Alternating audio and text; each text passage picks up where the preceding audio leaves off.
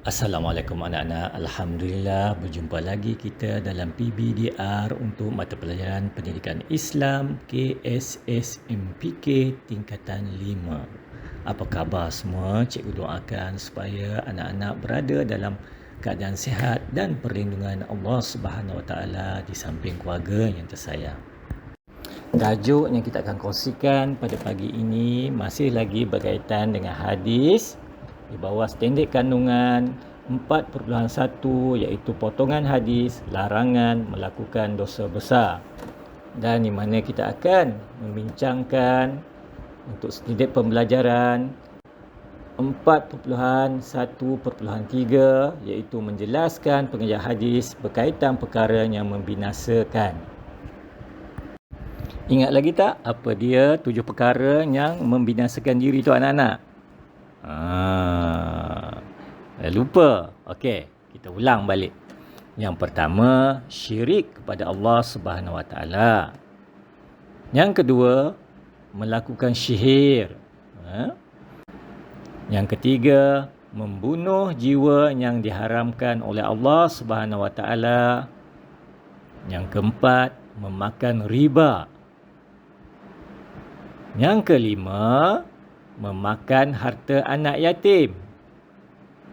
Yang keenam pula, melarikan diri dari medan perang.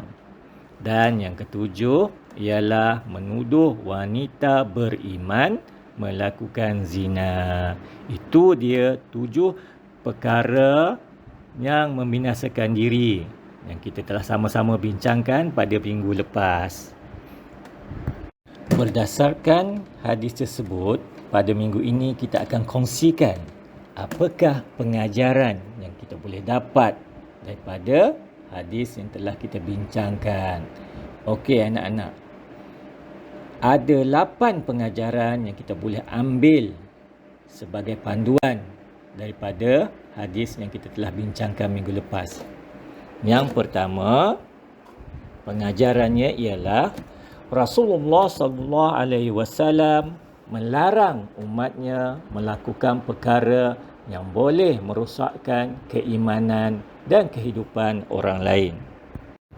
Pengajaran yang kedua pula ialah kita dituntut supaya memelihara akidah dengan menjauhi perkara-perkara yang menyebabkan kita syirik anak-anak. Sama ada syirik nyata ataupun syirik yang tersembunyi. Kalau kita menyembah berhala, itu dipanggil syirik nyata sebab boleh nampak kan orang tu menyembah berhala. Dia percaya bahawa berhala tu lebih berkuasa daripada Allah. Manakala yang kita dikatakan syirik tersembunyi itu ialah anak-anak kita mempercayai ada kuasa lain lagi yang lebih hebat daripada Allah Subhanahu Wa Taala. Itulah dia yang telah diterangkan pada minggu lepas berkaitan dengan tangkat azimat tu. Hadis yang kita bincangkan juga anak-anak melarang kita dari melakukan perbuatan sihir, di mana perbuatan sihir itu boleh merosakkan kehidupan manusia anak-anak. Contohnya, kalau berlaku perbalahan di antara sesama manusia, adanya orang sampai menggunakan bomoh lah, dukun lah, nak memusnahkan orang lain tersebut. Seperti kata dia gunakan santau bagi orang tu sakit, ataupun dia hantarnya makhluk-makhluk halus menyebabkan orang tu jadi takut ataupun tidak sihat. Ataupun juga anak-anak adanya orang hantar hantu lah bagi menakut-nakutkan seseorang tu. Jadi tak boleh kita buat macam tu ya. Melalui hadis itu juga anak-anak kita dituntut hendaklah bersikap amanah dalam menguruskan harta anak yatim untuk menghindari perbuatan zalim dan mengambil hak orang lain. Sebab kita tahu anak yatim ni dia tak ada mak, tak ada ayah nak menjaga dia.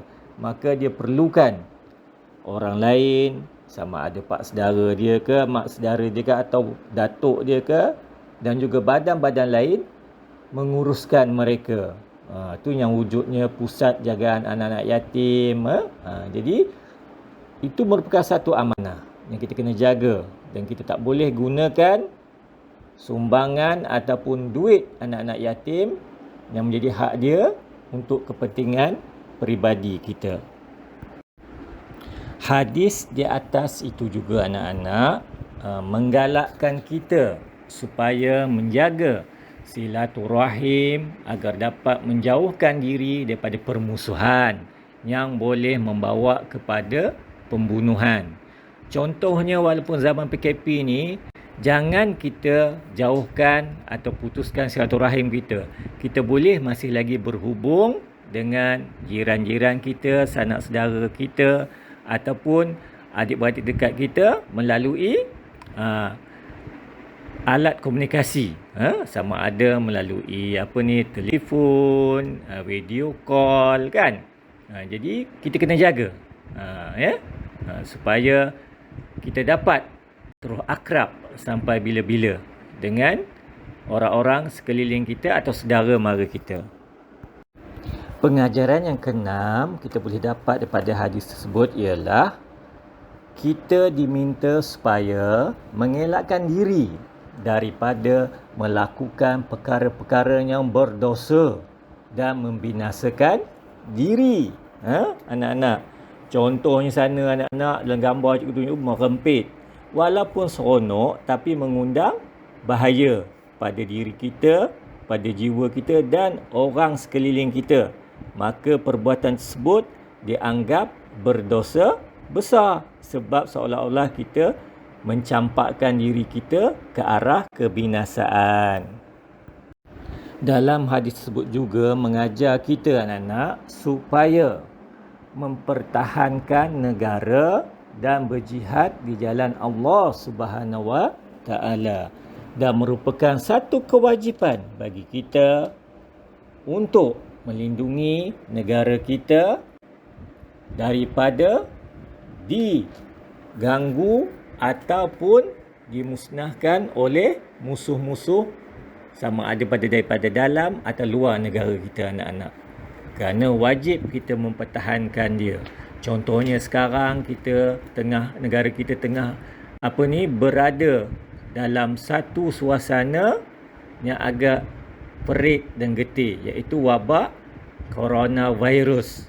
Maka wajib kita sama-sama mempertahankan supaya negara kita tak jadi porak-poranda disebabkan oleh anasir-anasir lain yang mengambil kesempatan untuk memusnahkan negara kita. Dan yang terakhir sekali ataupun yang ke-8 pengajaran daripada hadis tersebut yang kita boleh dapat ialah kita hendaklah menghindarkan diri daripada menuduh wanita yang baik melakukan zina tanpa membawa saksi.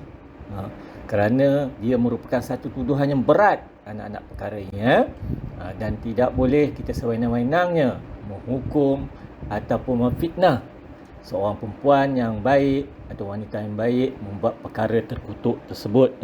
Dalam Islam sendiri menetapkan satu hukuman kepada penuduh wanita yang baik ini anak-anak.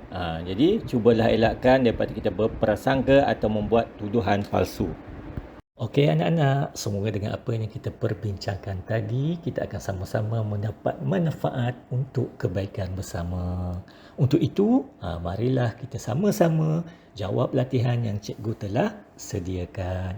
Seperti biasa, kalau ada masalah, terus saja hubungi cikgu sama ada melalui talian telefon atau WhatsApp. InsyaAllah, cikgu akan cuba bantu anak-anak untuk kita sama-sama menjalani PBDR pada hari ini. Sekian, terima kasih. Assalamualaikum.